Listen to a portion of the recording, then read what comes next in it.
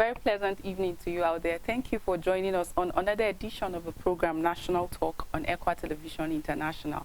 My name is Joyce Jakada. On National Talk, earlier in the week, Atiku Bagudu, the Minister of Budget and National Planning, said President Bola Ahmed Tinubu has proposed 26.01 trillion naira as 2024 budget. The proposed budget is expected to be submitted to the National Assembly before December 31st, 2023 to enable quick execution. Tonight, we beam our light on Tinubu's proposed 26.01 trillion naira budget for 2024, as well as the recent launched cash transfer of 25,000 naira to 15 million households. We will look at these issues side by side, our peculiarity and the current reality of lives of Nigerians. Joining me to discuss this is Dr. Bernard Alkali, a financial consultant and a lecturer with the Department of Accounting, Faculty of Management Science, University of Jos. Good evening and welcome to National Talk. Good evening and thank you for having me. It feels good despite your busy schedule. You created time to speak with us. Thank you. Thank you very much. All right, as I mentioned earlier within the week, the Minister of Budget and National Planning, talking about Atiku Bagudu, has said that the President has proposed 26.01 trillion naira as 2024 budget, and is expected that it should be submitted to the National Assembly. And as we speak, reps have assured Tinubu of speedy passage of the 2024 budget before 31st of December. This has generated, since the announcement, it has generated a lot of reaction. Some people are optimistic about the proposed budget, while others are saying it looks like we're still heavily dependent on fuel. I just want to get your take. What do you make of this figure? Do you see it as even addressing our current reality, the current challenges that Nigerians are actually faced with, the issue of poverty, the issue of insecurity, inflation, and all? Thank you very much for the question. Today, Nigeria is a multi-ethnic and a cultural diverse population with about 36 states, including the Federal Capital Territory. Now, despite having the largest economy and population in Africa, Nigeria offers limited opportunities to most of its citizens. And you will agree with me that we are the 7th lowest human capital index in the world. We have weak job creation, and if you look at people are moving out of this country because of the peculiar issues. And our budget, if you have been following the budget, it has always been an incremental budget. And of course, the inflation rate is on the alarming rate as of today. As of today, the inflation rate is 26.72% as far as the country is concerned. Now, what do we make out of this budget of the 26 trillion? I know that people will begin to wonder. In spite of our debt profile of about 84.57 trillion, people are beginning to imagine, why do we need this size of the budget? But remember, budget is an estimate of expected income and expenditure. Sure. And we have been stagnant in terms of progressing when it comes to the economy. And so what does this budget offers Nigerians as far as the figure concerned? Now, Nigeria's federal government plans to spend 26 trillion is no longer in doubt. It is all over, as mentioned by the Minister of Finance and the coordinating minister. And this amount is in an attempt to revive an economy that has suffered a staff of robust growth over the years. And therefore, there are things that we need to notice out of this budget. First is that 3.76% of the budget is expected to deliver a growth in 2024. What does that mean? And according to the minister, Atiku Bagudu, that when he spoke in Abuja, he said the 3.4% growth is even higher than the projected 2.9% by the IMF, that's the International Monetary Funds, in terms of the growth. And then it has also been projected that our exchange rate will be 700 per dollar in the year to come. Yeah. Now, the budget assumes an average exchange rate of 700 naira to a dollar. That is slightly stronger than what we have today. Of course, in the parallel market as of today, the dollar is exchanged for 1,048 naira, which is far ahead of. Then, what would have been the reason? What will inform the reason why they are so optimistic that by 2024 that the exchange rate will be 700? Of course, government is optimistic that its engagement with investors will result in greater foreign exchange inflows and a stronger naira. The inflows will help us clear the backlog, and the exchange rate will begin to reflect a stronger value than the current weaknesses that we are currently having. Now, unfortunately, out of this budget, about 8.25 trillion federal government intend to spend on debt servicing in 2014. Now, the most recent figures show that debt servicing cost the government about 5.65 trillion in 2022, while it was that's about 97% of the budgeted revenue. Now, this compares to 4.2 trillion incurred in 2021, which was about 62.8 of the budgeted revenue. Now, if you look at these comparative figures, it shows that it has always been on the increased as far as the budget is concerned. Now, if we look at the budget again, you realize that 7.78 trillion will be spent on personnel costs, which include the salaries and wages of both the serving and then the pension cost. Now, it is this second largest apart from servicing our debt.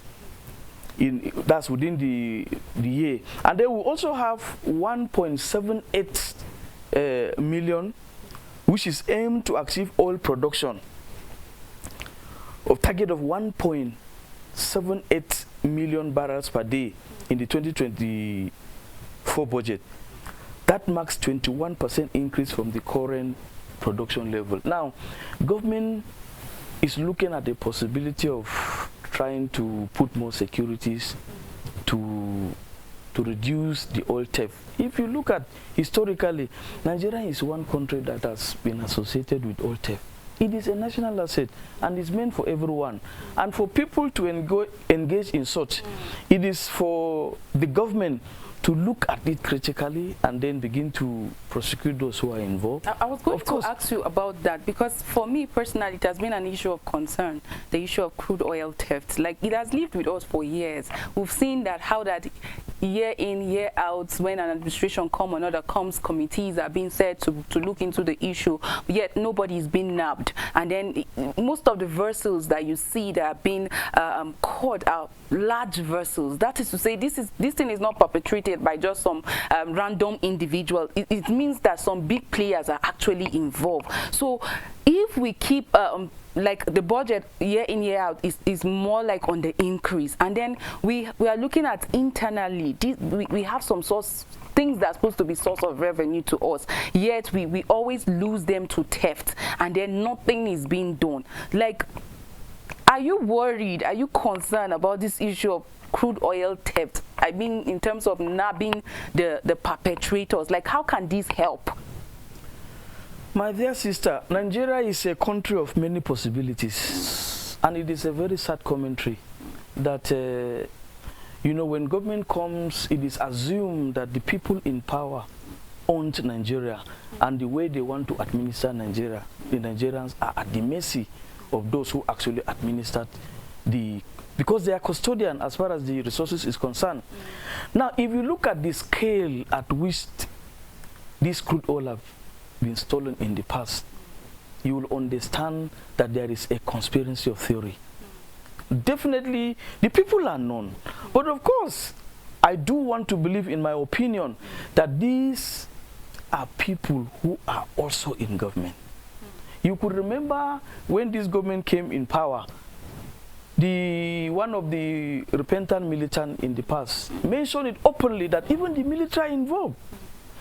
It clearly shows you that there are indications that the people who are also in government may have a hand. They might not physically be there, but if the Navy are there, the Air Force are there, and they are there on patrol all the time, and such still happen, this vessel pass through a lot of communities, and there are humans who are there. So they are not spirits. These are not spirits. What it means is that if we are passionate about national assets, and the securities are also passionate about uniting this country in terms of redistributing this income for the generality of everyone, I guarantee you that this will stop. And it needs a political will. That if we have the president who will make a pronouncement that anyone caught in this, no matter how highly placed these individuals are, they are going to be prosecuted. And once you start prosecuting 1, 2, I guarantee you it will stop. They are not spirit. It is happening. You and I may not have the opportunity to be there because it is not within our environment, and you don't have the connections. You don't have the backing of the securities to be able to do that. So it is a concern, because today, if there is no oil theft, I guarantee you that the total number of barrels per day that is going to be produced, it will increase the revenue, and it will reduce these bogus, the debt servicing that Nigerians are always bedeviling with. Because if you have such size of debt, it is not as if it is bad to borrow, individual borrow. If you borrow for capital expenditure, it is a welcome development, because that intends to bring more prosperity to the nation. But when you are borrowing as well to service a recurrent expenditure, it means that you are consuming more. And in consuming more, because you import more, and then you export less, it has pressure on what you have in the economy. And that is why our exchange rate is of the increase. Because what are we selling? Nigeria we are a mono economy country where we rely only on oil. And then we need to also, Nigeria need to also look beyond the oil sectors. Now, coming back to internally, when a country is constituted and an administration is constituted, there are basically different ways of sourcing money to take care of its citizens. Number one is in bilateral relations. How do you relate with other countries, and what comes out of it? After that, the investment. Now, the problem you have in the bilateral relation with other countries is that you cannot live in isolation with other countries. While you produce oil, other countries might have things that you also need. And there will be this exchange and understanding once an MOU is being signed. Now, in the event where you have issues between these two countries, that bilateral relationship will no longer work. For example, if there were this understanding between Israel and Gaza, you know that this thing will not work. If there were this understanding between Ukraine and Russia, it will not work because of the war. Now, you also talk about investment, government investment. Now, you and I are witnesses in this country where government investment does not last. Because people use the public sector, they don't bring in the private-driven concept of profitability into government businesses. And therefore, since it's government property, nobody bothers about it. You could see where Nitel was functioning. Where is Nitel today? It's been owned by private. Where is the electricity, the power sector? It has been privatized. It has been taken by private. It means that even the government investment, when left in the hands of the public, does not have a guarantee. And that is very unfortunate. Now, you could look at grants. You could see people are coming into Nigeria with aids in terms of combating malaria and some other issues there. At the same time, if you have a problem with this other country, you will no longer get this aid again. You could remember when some of these foreign donors woke up one day during the Goodluck administration and they said you must sign into law the anti-gay law. When the president said, no, it is against the African tradition that we sign such. And they said, oh, if that is the case, we are going to remove this aid as far as Nigeria is concerned. You could see that that is threatened.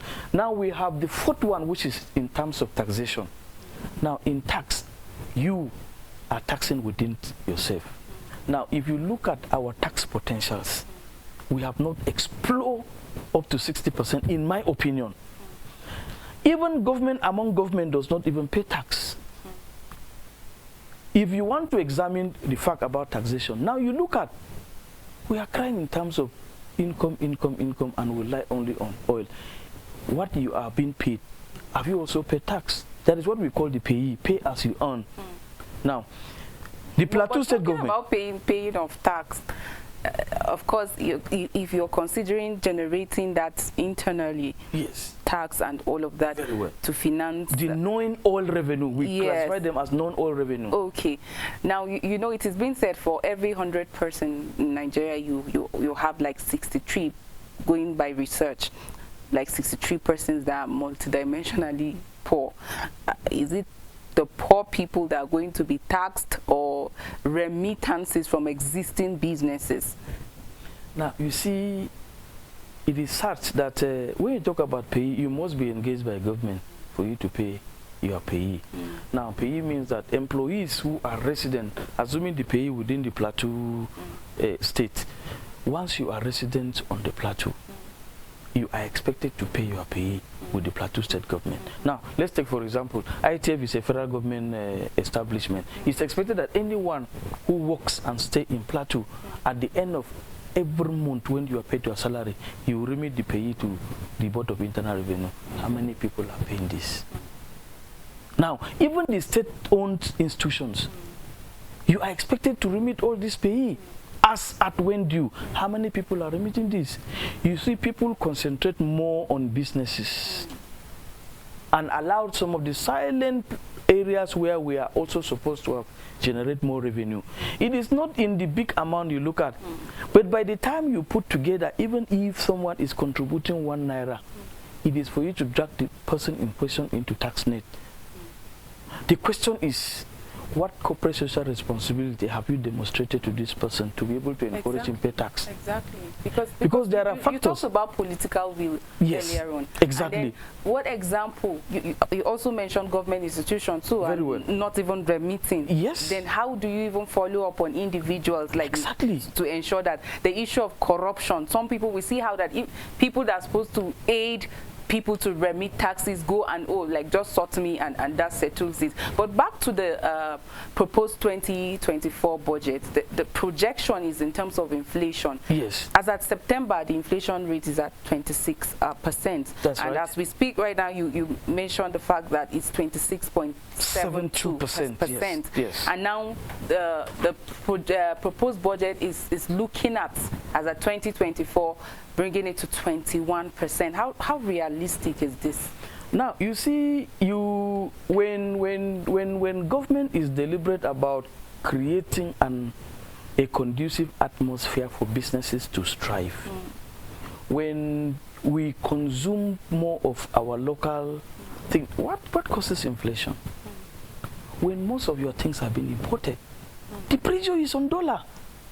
You do not expect someone who is importing a good and an exchange rate of 1,000 to come and start converting it to 700 for you to buy. No. Now, you see, the greatest challenge we always have is that a businessman does not lose. True. He transferred the tax burden to the final consumer. And that is why we will always be crying all the time once this thing is not addressed. But by the time there are trade activities within the country and people are buying with it, if we localize most of our spending, I guarantee you there is no inflation. If I need yam and yam is produced in Plateau State, if I use rice and rice is produced in Plateau State, why will I need dollar? So why will I have the highest? But if I need a car, we do not produce car in Nigeria. And so this inflation keep moving because our income, our virtually prices depends on oil. All right, I would like us to talk on the financing of the budget. The Minister of Finance and Coordinating Minister of the Economy said they have approved the application of financing from the World Bank and another $800 million from African Development Bank. Like, the issue of borrowing has been one that anytime Nigerians hear about it, they start shouting, like, you're going to borrow again, who will pay? People start thinking of posterity, like it's like these people are about to sell the nation and all of that. the issue of borrowing is not just limited to developing nations. We've seen instances where even developed nations like borrow. But the concern here is that what are we borrowing for? At the end of the day, can we actually account for it? You mentioned earlier on human capital development. When you borrow to invest on human capital development, of course you get the benefit of it at the end of the day. But when you borrow and you don't invest in human capital development, you just borrow and then you consume or you service debt, at the end of the day it's like another additional burden onto you. Now the Minister of Finance and Coordinating Minister of the Economy are saying that we have approved already the application of loan from the World Bank and another $800 million from the African Development Bank. Are you concerned about this borrowing, or would you rather we look inward? Some people have suggested the mining, but you see another issue is that we have miners, but some of these people are undocumented, and no wonder you cannot even get them to remit taxes. So would you rather we look inward? Even though I said earlier on again, some people are opining, you want to look inward to who to pay. Is it the 130 million people that are living, that are poor in Nigerians that are going to be paying? Like how can we address these issues? Now, like I said earlier, that Nigeria is a country of many possibilities. In terms of revenue, I think we pay less lip services to other sectors that would have given us more money than even the oil. Take, for example, Plateau State. If you remember, historically, part of the money generated from tin mining was the one that was used to develop part of the refinery. What have gone wrong? The agriculture, what have gone wrong? The mining. You see, even the challenge in the mining is the law establishing the operation of mining that is resident with federal government. Today, there are individuals that are relatively richer than government who are in mining. True. So why are government not looking at that? Now, coming back to the 800 million loan that they make the pronouncement, remember, it was echoed on the independence, where the President of the Federal Republic of Nigeria, Bola Ahmed Tinubu, mentioned that their intention to borrow 800 million naira was also in an attempt to take a lot of Nigeria out of poverty. Now, remember in 2016, there was a program called the Social Intervention Scheme, which was aimed at reducing poverty, where there were conditional cash transfer to so many Nigerians. Now, this conditional transfer, Senate approved the 800 million that will scale up the National Safety Net program. Now, according to the previous government, that about 600 local government, 6,272 electoral wards, with 48,780 communities benefited from this cash transfer of 5,000 naira each. Now, other than that, there were others who were given additional 10,000. Maybe there are peculiarities in terms of maybe pregnant women and then children in school. Now, but the unfortunate thing is that the number of Nigerians living in poverty has increased from 40.1% in 2015 to 45% in 2023, according to the policy vote. And our debt, like I said, as of today, is 87.38 trillion. While and this is classified into two. We have the domestic debt and then the external debt. Our external debt is 33.25 trillion, while the domestic debt is 5.41 trillion. I have my reservation on this conditional cash transfer. It is expected that they want to pick out about 15 million Nigerians out of poverty through this conditional cash transfer. And they've asked state government to bring out the list. They were supposed to have worked on the previous list that said they took out about 2 million Nigerians out of poverty. My question is, what are the basic criteria you use in getting out these most vulnerable? Okay, but before we dive into that issue inwardly, do you see this proposed 26.01 trillion naira addressing the challenges, like impacting the lives of the ordinary Nigerians? Now, if you look at if you look at the component of the budget, like if I take example education, who has been neglected over the years, the highest was the 2023 budget, that 10% was allocated to budget. But in this current budget, 25%, though is slightly less than the UNESCO benchmark of 26%. But notwithstanding, if this expected budget is being implemented, you know, one thing is to make a budget, another is to look at the performance of the budget. How much of the performance of the budget can you achieve at the end of the day? That is why when you make a budget, it's not necessary that you spend all. At the end of the day, you have actual, and then you have what we call the variance. Then you begin to establish within this period what were the reasons why these things were not being achieved. But I guarantee you, if you go by what this government are promising, it will go a long way. You know that when you are deeply poor, it doesn't take you out immediately, but it will take you gradually, gradually. That is why you will also appreciate the government, specifically on two pronouncements they made. One was to remove the fuel subsidy, and two was to be able to unify the foreign exchange rate. You know, before now, you have two different rates. People have different one with central bank and another different one in parallel market. And the final beneficiaries of these dollars, who happen to be the manufacturers, they hardly had access to it. Now, what it means is that if I am today, I'm the central bank governor, and you are very close to me, possibly there could be a way that you could be extend these dollars at government exchange rate. If today is 700 naira, I give you at 700 naira, then you go to the parallel market, and then you sell it at 1,000 naira. For just staying at home, because you might not even be at the scene of selling the dollar, for just staying at home, you make 300 naira for every $1.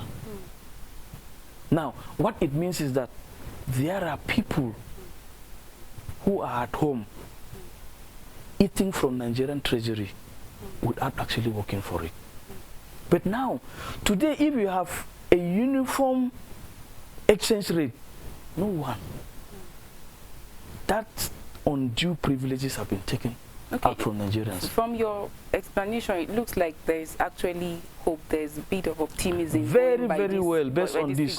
But you know, like, before now, the problem with our country is not about policy, it's not about what is being written, but most of the time is implementation. That's very correct. It's always like a problem when you look at policies on paper, beautiful, like very beautiful, that you almost think we don't have any problem. Remember earlier in the year during the campaign, when you hear the presidential candidates of each party or each politician coming to speak, you'll be like, wow, our problem is being solved. But when these people are elected and you start waiting to see execution, it becomes an issue. It's either one excuse or the other, and people continue with the same narrative. Now, if this projection gives hope, what do you think can be done to ensure implementation, to ensure transparency, beyond just giving out this budget, the projection, this and that? Like, what can be done to ensure proper implementation of it at the end of the day, even though we know it's still at the proposed level? Yes.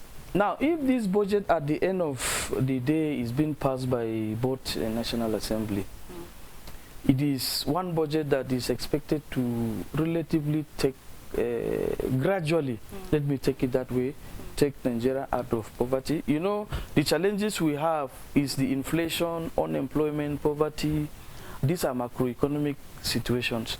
Now, in my opinion, that in the implementation of this budget, that government should be very serious about procurement process. Now, in procurement, this is one of the major issues we have in this country.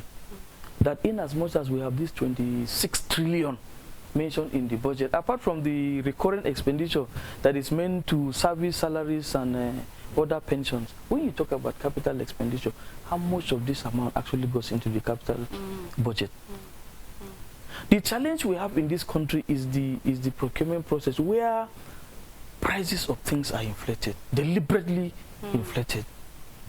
Now, you could see a project of 100 million, but at the end of the day, when you look at the quality of the project, you do not have what we call value for money. At the end of the day, the work could have been done, 30% of that would have used to implement whatever. my dear sister, you see the greatest challenge we have in this country is our attitude. We are Nigerians, that is true. We are supposed to be very passionate about our country, but we believe in ourselves more than the country. And that is why you could observe within this country that even in the private sector, that most times human life are being sacrificed on the altar of profit. People don't care. If I import fake drugs today, I don't care who takes the fake drugs so long as I make the money. This is in the private sector. And in government too. If I am constructing a bridge that is supposed to last for 30 years, and I know that this is at the material, instead of using 32 mm for a construction, I'm using 16 mm for the same contract. Where is the balance? But yet the budget says this is the amount. It means at the end of the day, it is value for money that we are looking at. So what is the way out? Can the government be sincere in its own policy? Can government also say that we should monitor the implementation of this project to make sure that we will have value for this money? Like we said, it is easier to make good policies. In the implementation, how do you monitor it? Now, you could go, you know, I presented one paper on procurement process. And when I was trying to demonstrate to the audience, I said, for example, look at this hall. It is very possible that it was meant to spend about 20 million naira. And then if these windows were supposed to carry all 16 mm, you could realize that when they want to compromise this work to be able to get excess profit, you will see 16 mm somewhere and you see 10 mm. There and then the same hall had what we are discussing. One side was 10 mm and another side was 16 mm. And we laughed. We said that is the Nigeria. And you think those who came to survive must have not seen? This is the greatest problem, that we must be sincere to ourselves. You know, at the end of the day, I am also being religious about the entirety of what happened in Nigeria. That whatever you do at the end of your stay in this world, you will account for virtually everything you have done. Definitely. Sincerity is indeed key. And very well. This is achievable, this is doable. It's still at proposed stage, but we do hope that our leaders at all times will show integrity, they will show patriotism and even love for the nation, because when you have that at the bottom of your heart, you wouldn't want to do anything that will cause pain or drain or take the nation 10 years backward. And so we do hope that at the end of the day, the needful is going to be done. The reps have already assured the president of speedy giving their assent to these proposed budgets. 31st December is the date that has been given, and we hope they do the needful so that in obedience to the financial act of the country. Meanwhile, I would like us to just quickly go on this break. When we return, we'll talk about the recently launched conditional cash transfer by the president. Stay with us. We'll be back after the break.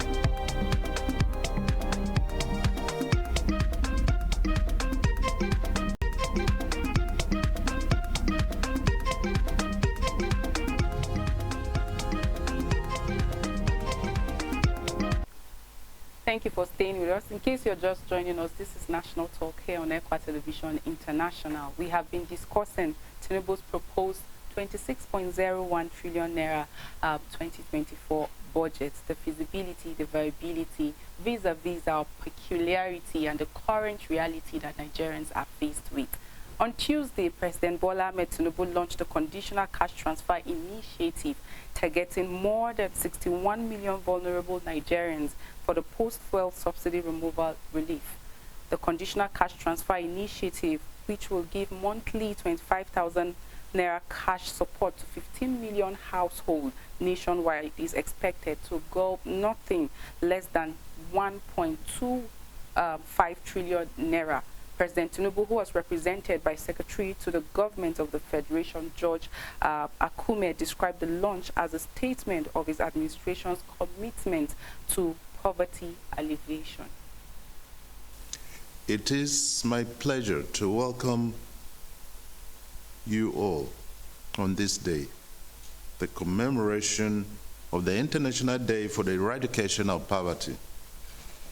Today is a significant day for us in Nigeria and for my administration, for it brings with it an opportunity for me to restate my administration's commitment to poverty alleviation as expressed in my 8-point agenda. Our plans for food security, ending hunger, poverty eradication, economic growth, and job creation are all means by which we shall fight poverty and help the most vulnerable members of our society.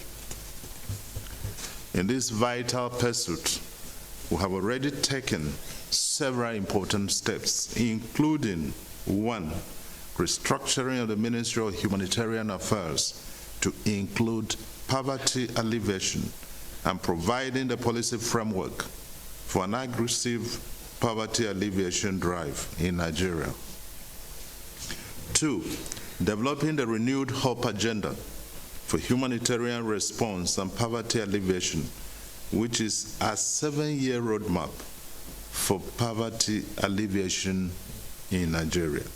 3, expanding the National Social Register to capture Nigerians living below $1 per day via a phased approach. 4, restructuring the National Social Investment Program and repositioning it for quick and efficient delivery that is transparent and accountable in line with our commitment to fight corruption.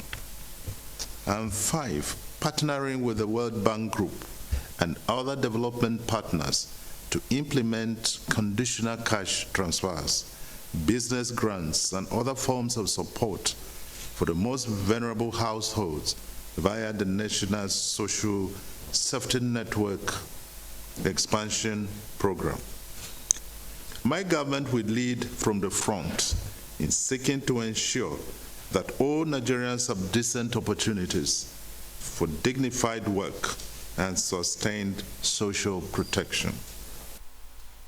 Today, our President Bola Ahmed Tinubu, has resolved that Nigerians would have both immediate, short-term, medium-term, and long-term interventions to cushion not just the effect of fuel subsidy or any economic shock, but to ensure that we can pull Nigerians out of poverty while reducing, preventing, mitigating against humanitarian crisis that had led lots of Nigerians into being displaced and living below poverty line.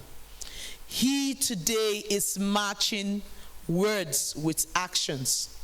Today, to mark this day for the International Day for the Eradication of Poverty, the President, who is ably represented by the SGF, would be flagging off the disbursement of 25,000 naira to 15 million households in Nigeria, and this is expected to happen for 3 months. So in total, 15 million households will be receiving 75,000 naira over a space of 3 months. This equates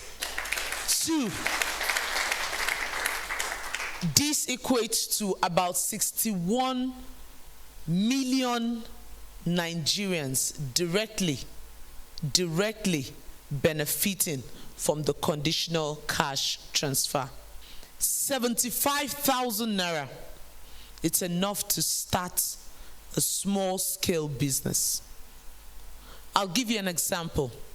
The woman who sits in front of her house to trade, to do her petty trade. That entire tray, which she goes out every day and comes back home, is definitely not up to 5,000 naira. For the woman who goes to the market to open her shade and sell whatever commodity it is that she's selling, most of them do not even amount to 15,000 naira. For the man who carries his little box and goes from one spot to the other, trying to repair shoes, trying to polish the shoe, trying to fix someone's nail, that business can be done and sustained with under 15,000 naira.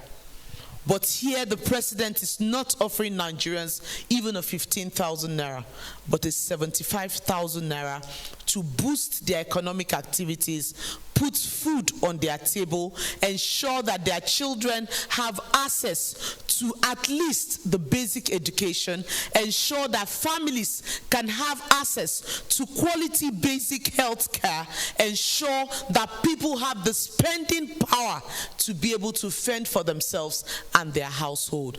That is the mission of this money. Well, that was Better Edu, Humanitarian Affairs and Poverty Alleviation Minister, re-echoing what Senator George Akume, the Secretary to the Government of the Federation, said while representing President Bola Ahmed Tinubu during the launch of this conditional cash transfer, 25,000 naira cash to support 15 million household, targeted at 61 million vulnerable Nigerians. You just had the minister, and cash transfers are a method widely acknowledged. They are widely acknowledged, universally accepted, and the method had proven to be one of the most effective ways to provide assistance to citizens, particularly the impoverished and vulnerable who have been impacted by economic shocks of rising living costs. Now, looking at this, when I was listening to her, she kept re-echoing 15,000 is even enough to help and even provide food on the table and all of that. Now, looking at the impact of the removal of this fuel subsidy and this 25,000 naira that the government is aiming at 15 million households, like, what do you make of all of this? Is this short time, because it's just for 3 months? Is this enough? Thank you very much. Listening to the pronouncement of the minister re-echoing, and you know, whatever you want to do, you must look at the sustainability in it. It is more like they are trying to whet the appetite of the poor and then abandon them on the way.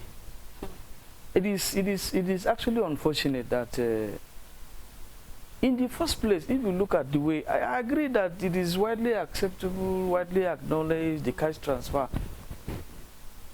This group of people, that they are the poorest of the poor, do they actually have account numbers where this transfer can be made? What are actually the criteria for you to get? Because if you look at the criteria, they are going to use the NIM and the BVN. I ask the question. My grandmother, who is actually in the village that belongs to this very vulnerable group, how can she access this? The expectation of the common Nigerian is that if I travel to the village, I should be able to hear 1, 2, 3 persons telling me that they have also received this conditional cash. We keep hearing this on the television now. I don't know whether the impact has been felt in your community, but as far as I'm concerned, I have not heard and I have not seen. That is the most unfortunate. Maybe it will get to you, just started. That is gradual, yes. But my question about this is, what are even though I know you don't fall within the I do not fall within. I don't fall within this group. But sadly, you see, because of this situation where the removal of these subsidies. Somebody said we do not have middle classes. Either you're rich or you're poor. So you pick one. But you know, in this country, actually, what we actually suffered most in Nigeria is what we call a relative poverty. You might not be absolutely poor, but you are relatively a very poor person. And if you look at what the SSG was saying, Senator Just Akume, that by defining you as someone who lives below poverty line, it means that your disposable income in a day is below $1 per day. Now, I know I carried a research in 2029, and I realized that both within the developing and within the context, that most of even our aged population, in terms of retirees, they live less than $1 per day. Now, because of the inflation and others, as of today, they are classified under those who spend less than 1.95 dollar per day. I asked the question, if you look at the exchange rate of 1,000, and then you are looking at people who live less than approximately $2, that is 2,000 naira. Anyone who spends 2,000 in the village is even a king. It means that if you want to classify those people under poverty, more than almost 150 million people are poor, including those that, you know, we used to claim to be people who are in the middle class. But today, if you want to fuel your car and go to work on a daily basis, you cannot survive it. It means that you will no longer make provision for health, you will not make provision for other expenditure apart from fueling your car. So how comes that if you want to classify them, maybe apart from those who are on top, any other person is also a very poor person? But do you see this actually helping in terms of you know, I said look at how Better Edu was re-echoing. I understand what you were saying, that it will do this, it will do, but within 3 months, will that achieve? That's why I said they are trying to whet their appetite. And you know, the bad thing is, for someone to gradually get used to a pattern of life, and just within 3 months, and then you let go. Now, you see, one of the major issues, in another way, it could help for those who have conditioned their mind that they also want to make progress in life. They may start up a business, but you see, the problem is that the total amount is not being given as a cumulative figure. If it were 75, it would have been better for people to start engaging in something reasonable. Now, what happened if within this, after 3 months, and the business is facing a going concentrate, that you can no longer go into the business again? What happened? Can government come back to do the same thing again? Now, they talk about providing 50,000 to SMEs. You see, they classify those into 3. Now, the first is the one they mentioned where this conditional transfer, they also intend to train people. Then at the end of the day, there's also another one of 150,000 that at the end of the day, I felt it is more reasonable that if you give someone, but it should be a cumulative figure. Instead of the now, this money should not only be given to these vulnerable people without a conscious, work on their psychology. That yes, this is the plans of government, these are plans of government. What exactly do you intend to do? For me, for you to just say, I want to give a conditional cash of 25,000 to someone, what kind of business can you do with 25,000? Even in terms of an upkeep, can 25,000, in the economic reality today, can it take you home? Now, if you take 25,000 naira, assuming you are someone who does not earn a penny as salary. Now, it means that you are also going to be living less than 1,000 a day. Have they actually taken you out of poverty? Okay, I think the whole idea behind this is to set up a business. And then cushion the effect, the impact that people have faced as a result of the removal of the fuel subsidy. Okay. It was on the day of the inauguration that the president, just 3 words. Okay. Fuel subsidy gone. Can that you has recall, impacted the lives of Nigerians. Can you recall when this subsidy was removed? How long now? I think about 4 months now. 4 months. So the impact is 4 months. And then they are going to give you for 3 months. And you will solve a lifetime. We're talking about a lifetime issue here. Okay, what long-time solution would you suggest to help in cushioning this and to help people adjust? Now, the first of it is that looking at the economic reality, for those who, you know, it is even better for those who are in a formal sector where you receive salary from government, and it is much easier for labor union to negotiate for a high wage bill. But for those who are in the informal sector, which become very difficult for you to get the statistics because we don't have a database. For those one, I can guarantee you that if you want to get this number of people, you might not be able to establish it with certainty. But I felt that if you really want to create this impact, do a need assessment. It is more better for you to find out that what do you think government can do for you, that in a long while you will not be able to look for government for any issue, that you will be self-sustaining. It is, you see, sometimes you begin to look at, oh, if I do this one, maybe within the context of where you live, if you do this one, it will be better. If you give it to someone who does not have a business initiative, what happens? So look at what in the long run can sustain this person. That is on the basis of the need assessment. Take out, because for me, in the beginning, I said, for you to even get a genuine shortlisted list, why don't you even go down to the community and work with the community heads where they know these people closely, they are their relatives, they administered responsibility over them in the community. They should be able to know who are the poorest of the poor and what exactly do they want. Now, in the interim, if you really also want to help these people, why don't you go? Because what do you use the money for, especially in the rural areas?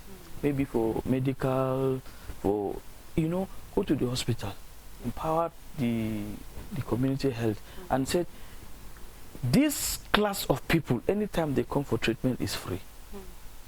They have that guarantee. This kind of people, if you can create maybe some of the few advanced countries where you have like home for the aged, these are very vulnerable people in the society as well, and you said government are ready to take care of you,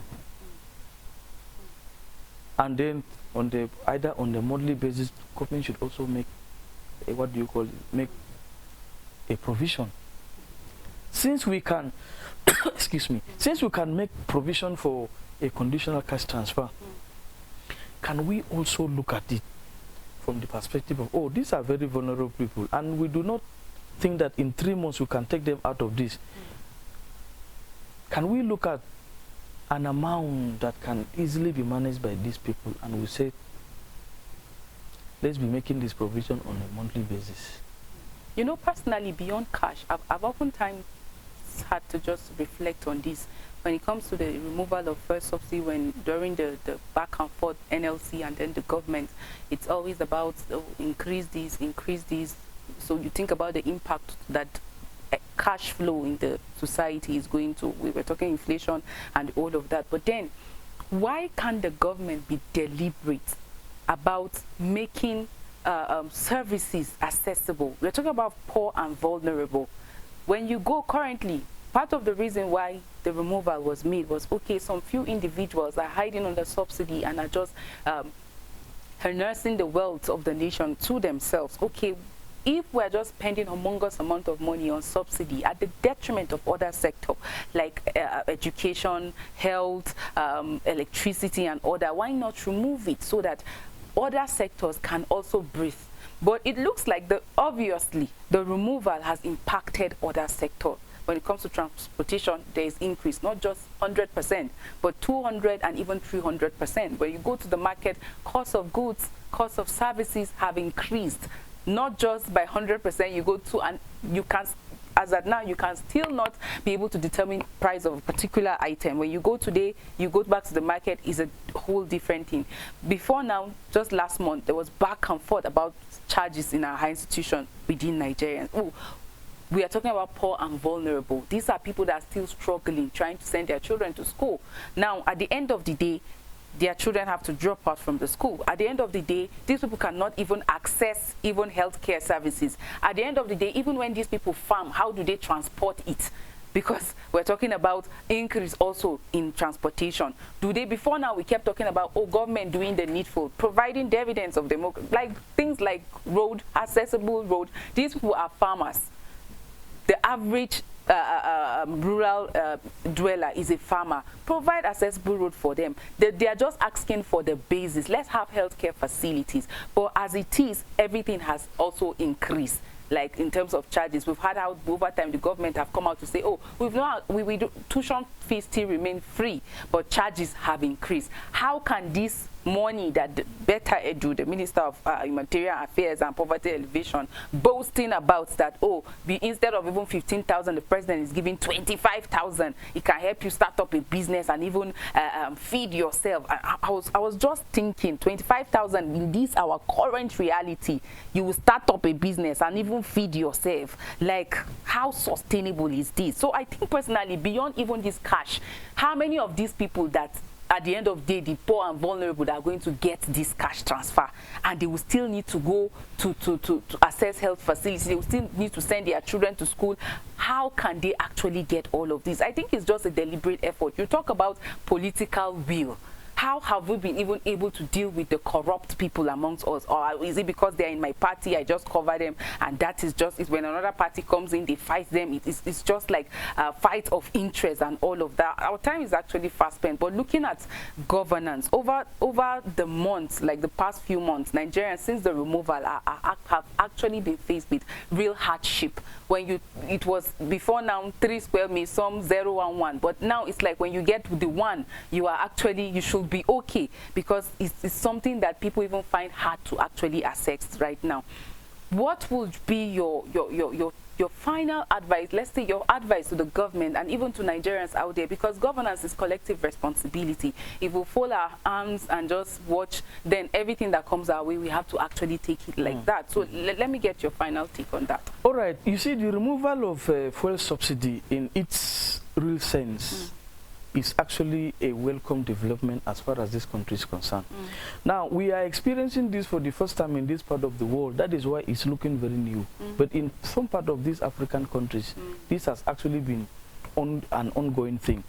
But the greatest challenge there is, what have we made out of the excesses we have realized from the removal of this fuel subsidy?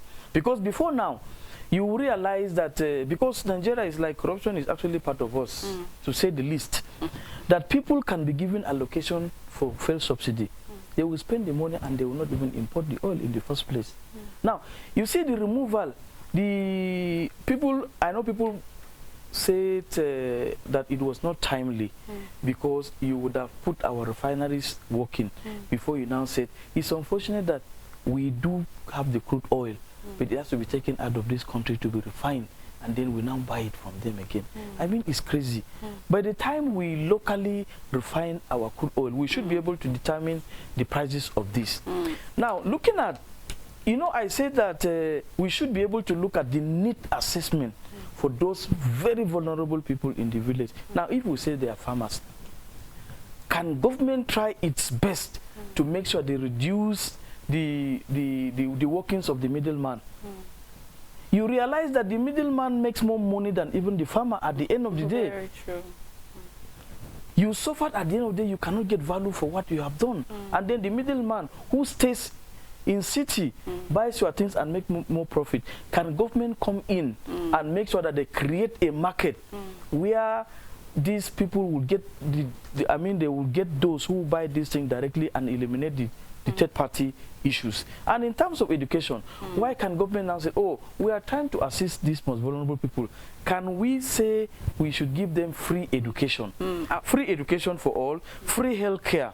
It is very necessary. These are issues where money are being spent. I think the government can do this like very well. It just takes the political will. The political Our time is actually fast spent. Thank you so much for joining us on today's edition. Really appreciate your time on the program. Thank you very much for having me. And to our viewers out there, governance is our collective responsibility. We cannot be mere consumers of governance, but we must be participants. We must be co-creators. Democracy is a theory that the common people know what they want and deserve to get is real good and hard. Until we come your way next week with another edition of the program National Talk, you remain blessed.